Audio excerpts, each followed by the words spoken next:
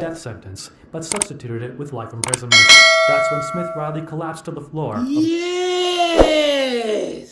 I was waiting for one of these, champ. I say yes! The nigga looked like Cole from Martin, champ. Yeah. I just want the paper. I just want the paper. I just want the paper. Yeah. I just want the paper. I just want the paper. I just want the paper. It's still a feeling that you love to hate. Don't hesitate to put in work just to get this paid. And all this talk about food, I guess I need a plate. But once the trap house boom, I guess I flip a state to get this rate. Money violent. Yeah, what's poppin'? What's poppin'? Y'all already know the vibes, man. It is the toughest of all things, Tough Stino, man. This is Stino Reacts, man. We doing more reaction videos. I want to salute to who that called that submitted for this video, man. We appreciate your donation to the page. And I'm going to go ahead and do this reaction video for you today, man. So this video that was sent to me is called 20 Teenage Convicts React to Life Sentences, all right? So we're going to see some reactions to some life sentences pop off. And I'm going to give my reaction to him, champ. You know what I mean? So let's get it going. Let's go to it, man. Hit the subscribe button. Hit that like button. Hit the notification bell. As usual, we're going to get into it. Let's go. Number 20, T.J. Lane. Thomas T.J. Lane III was born September 19, 1994, in Chardon, Ohio. When he grew up as a teenager, unknown to most was that he was having difficulty socializing in school. On February 27, 2012, the young kid finally snapped, brought with him a .22 caliber handgun, and opened fire. I ain't gonna hold you. My son, that gun look like a starter pistol. I ain't gonna lie, bro. That look like the joint that they use in the Olympics. They be like, ready, set, pow! Like, that look like that type of gun, champ. I ain't gonna hold you. Let's keep it going. Opened fire at the school cafeteria.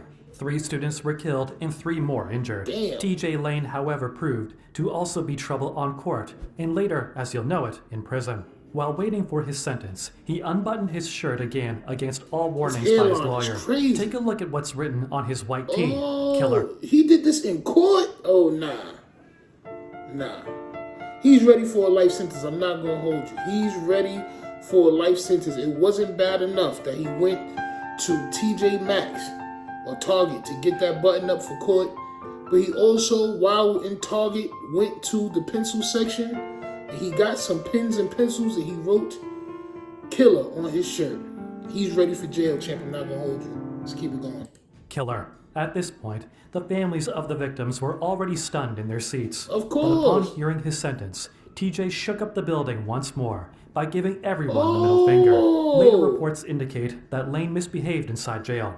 On multiple counts, he was found altering his shorts, breaking a set of headphones, smoking marijuana, and escaping with several other my inmates. son escaping? Number 19, Shondell Jackson. Oh, no. Listen. All right, so we can already tell Shondell is a menace to society, champ. Not gonna hold you. Not gonna hold you. Shondell's gonna be a problem. You can tell by the picture, the double fist and the cuff, champ.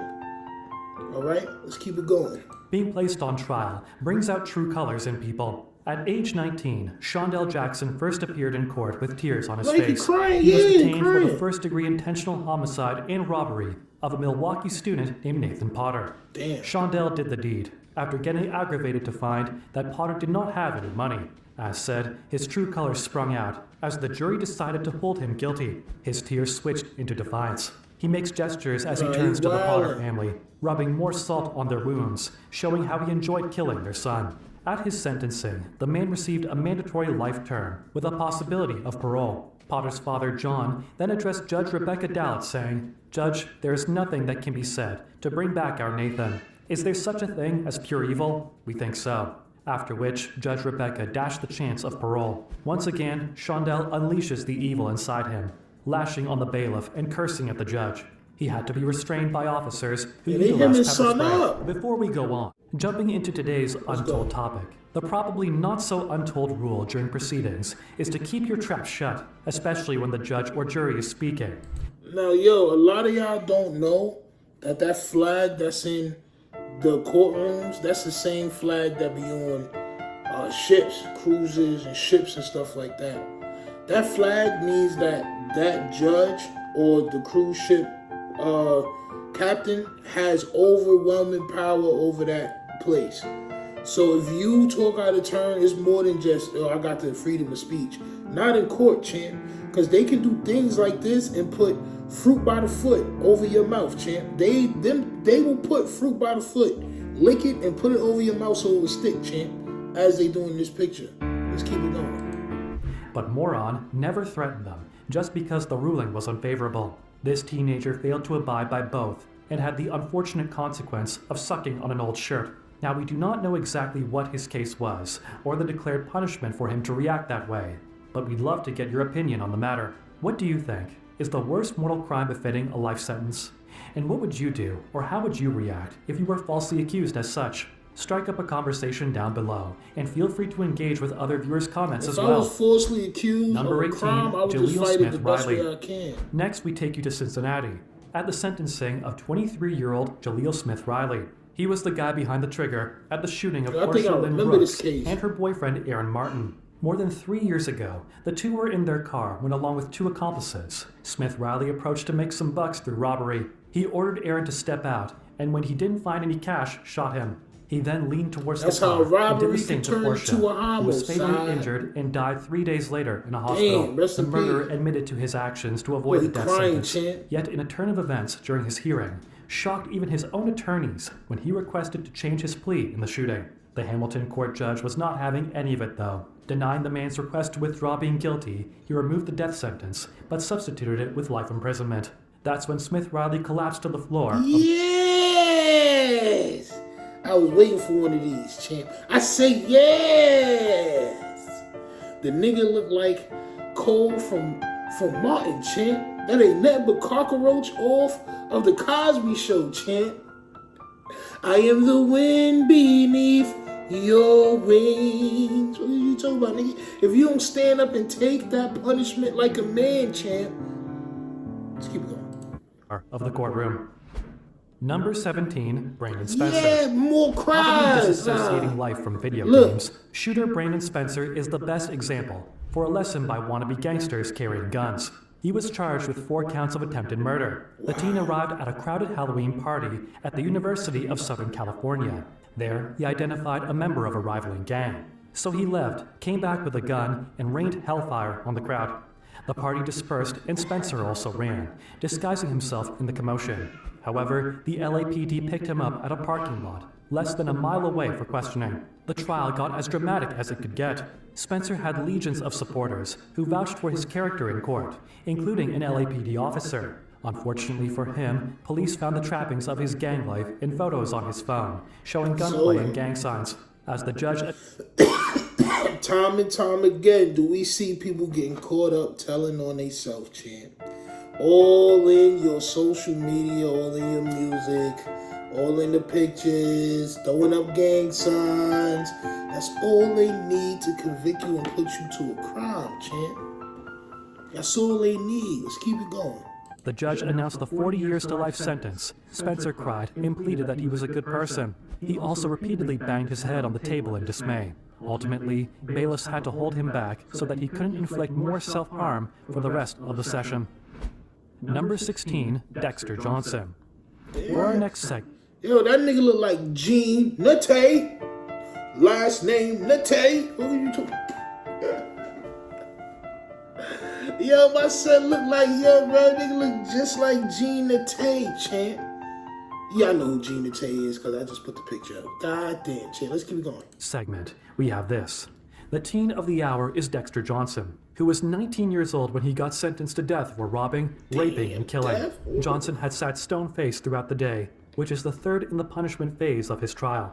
After the decision was read, he gazed up and pressed his lips together. He looked towards his family and lifted his hands as if to wave to them, and then he hurled a chair. It's safe to say that he didn't have anything to lose at this point. In an instant, several officers tackled the raging convict to the ground, while others tried... Bro, you see how many officers they be having in there, champ? There's nothing you could do. You might as well just... Bro, there's nothing you could do, champ. Alright? That's a wrap. All them officers, bro, they gonna swarm on you, bro. You're not gonna be able to do anything, man. Let's keep it going. Others tried to calm the crowd down. Johnson's relatives could also be heard crying and pleading. Don't kill him. Moments after the teen was carried out into the hallway, an emotional scene unfolds in front of the cameras. Johnson is lying on the ground, and on top of him, parents hugging and giving that one last heartfelt goodbye. Number 15, Erica Butts and Shanita Cunningham. This Charleston courtroom. I ain't gonna hold you. Erica Butts' lips look dry as hell.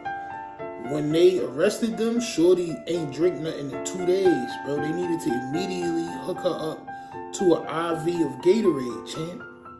With all due respect, let's keep it going. This Charleston courtroom was the setting for a relatively bizarre scene when two suspects, Erica Mae Butts and Shanita Latrice Cunningham, were handed their sentence. The lesbian lovers were taken to custody after beating a 3-year-old toddler to death while in their care. As forensics stated, it was hard to describe what the woman did to the poor girl. They beat her with belts and coat hangers, leaving all but one area unharmed, the soles of her feet. Days following, Butts admitted to Somerville police that she whipped the toddler for a potty accident. But what makes this whole act worse is that the girl was the daughter of Lashia Richardson, her own childhood friend. Back in the courtroom, the judge said nothing had ever affected her as strongly as the photo of Nicholas' body, and as such, found them appropriate to serve in the State Department of Corrections for a lifetime. The two proceeded to wail uncontrollably and passed out on the floor because of hyperventilation. Butts' mother also had to be ushered out by 3 staff members after shouting loudly at her daughters to, "Get up, I can't leave my baby like this. My baby is out." Well, what about the baby that's deceased, champ? Alright? The human race is so selfish, bro.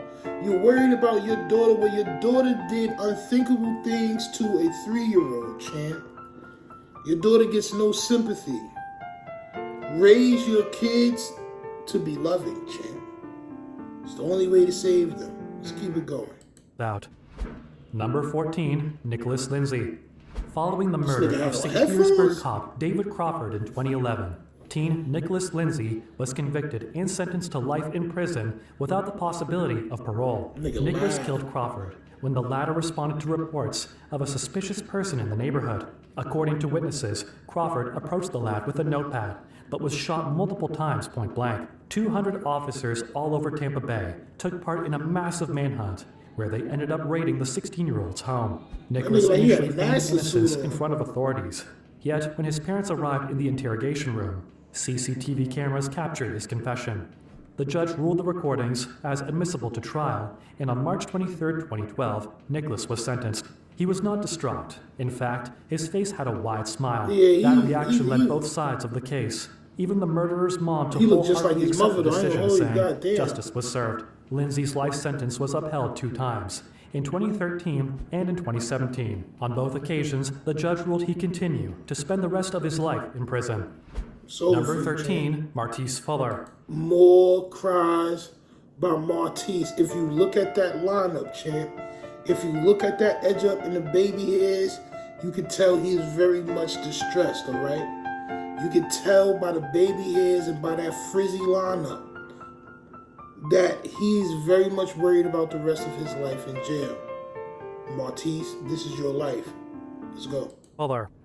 A case of the psychopathic ex. On the afternoon of May 9th, 2019, teenage Martise Fuller snuck into the home of his ex-girlfriend, Kylie Juga. There, he shot Kylie multiple times and wounded her mother, Stephanie, before she tried to hide. Determining whether Fuller was guilty was an easy process. During trial, witnesses painted Martise as obsessed with Kylie, hurting her in school and harassing her at home, including days before the shooting. Stephanie detailed how he also used his extensive knowledge of their home's layout to do the crime. The icing on top of the evidence cake, Martise's cousin was the one who identified the murder weapon, leading police to a sewer in another country. Seeing these as not mere coincidences, Martise was sentenced to the maximum penalty, especially since he did not take accountability for what amounted to a plot. Fuller merely broke down in tears in front of everyone, as he was coined one of those rare individuals willing to kill to maintain relational control. Number 12, Tia Skinner and Company. A gruesome attack in 2010 caused Paul Skinner's death at his home in Yale, Michigan. Sometime after midnight, Paul and his wife Mara were awoken by men attacking them. He got stabbed 23 times before chasing the assailants out of their house, and Mara 26 times, where she eventually called 911. The former perished, while the latter miraculously survived. In not so long, investigators zeroed in on Tia Skinner. the victim's adopted daughter for her involvement. They were appalled by man. Tia's calm demeanor when they first responded, saying she didn't once say a word or ask any questions. We're the Parkers, doing what we gotta, what we want to. What are you talking about? You look like the Parker. Yo, why are these kids so evil, champ? Why are these kids so evil? What's going on, man? You can tell by shorty hair in that picture that she had a rough exterior. Boy, let's keep it going. Turned out she was the mastermind of a plot Of with course her she was, forbidden Jane. lover, Jonathan Kurtz, and friend James Preston to get rid of the parents kinda in the rowdy, quietest I ain't way gonna hold possible. The three ultimately admitted and got sentenced to life without parole. Even then, Damn. as Tia read the confession and apologies written by her lawyer, she didn't show any glint of emotion. In moments like this, her state of no reaction was in a way also a reaction, telling us the kind of troubled minds the teenagers had. Number 11, Jacob Morgan. More tears. Losing a family member is a painful ordeal, and thus getting sentenced to life in prison for killing your own brother must bear weight 1,000 times heavier. Jacob Morgan was 17 at the time. He set his own home on fire in South Carolina and killed his Yo, bro, you see that crib? Yo, bro. Yo, listen, man. Rightfully, all these people got what they deserve. The maximum penalty in prison, champ.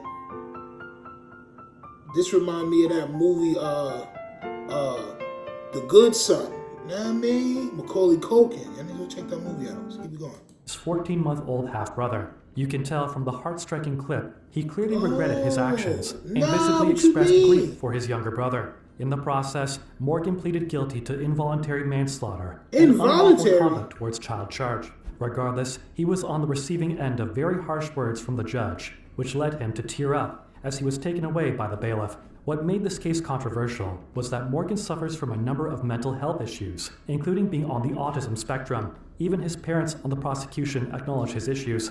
Several people therefore expressed disapproval over the rulings, stating that since he's autistic, the parents are also responsible for leaving Jacob and his brother alone. What's your opinion about this arson case? Number Crazy. 10, Akiva McRae. District courthouses had seen their fair share of Now you can tell this nigga's on some light-skinned Beanie Siegel shit right now, champ.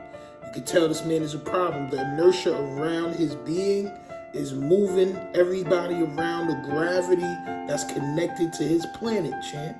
You can tell. Let's keep it going. had seen their fair share of heated moments, transpiring most arguably between the members of the defense and prosecution. This is another one of those instances. Facing murder, attempted Look at murder, that. and felony firearm charges for the death of his girlfriend. It's always the now against a 22-year-old female. Akiva McRae was arraigned in Pontiac's district court.